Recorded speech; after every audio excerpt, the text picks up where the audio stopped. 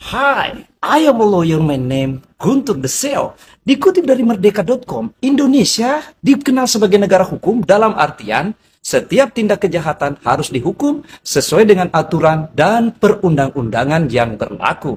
Namun, ada beberapa kasus hukum di Indonesia yang mengusik rasa keadilan publik.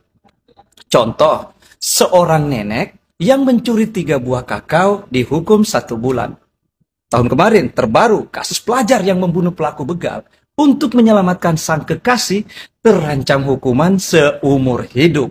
Kasus ini seolah menjadi cermin betapa penegakan hukum di tanah air masih tebang pilih ketika koruptor yang merampok uang rakyat masih bebas berkeliaran.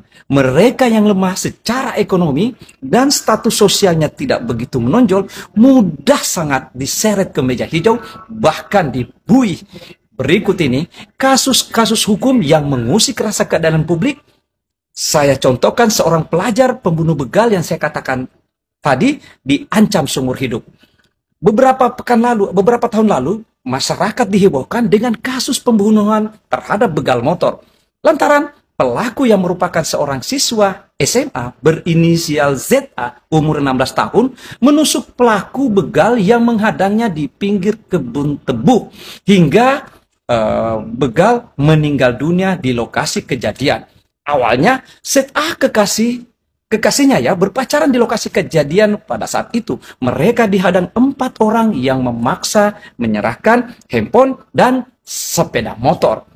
Kunci yang menancap di sepeda motor itu berusaha diambil paksa oleh pelaku, tetapi berusaha dipertahankan oleh ZA, dan ZA pun mencabut kunci motor tersebut sambil memutar ke kiri dengan tujuan membuka jok.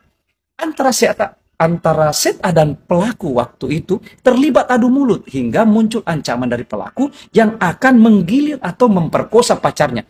Kontan saja ZA panik dan mendapat kesempatan untuk membuka jok sepeda motornya, lalu ZA mengambil sebilah pisau dan menusuk ke dada seorang begal yang diketahui bernama Misnan. Salah satu pelaku hingga kejadian tersebut meninggal dunia.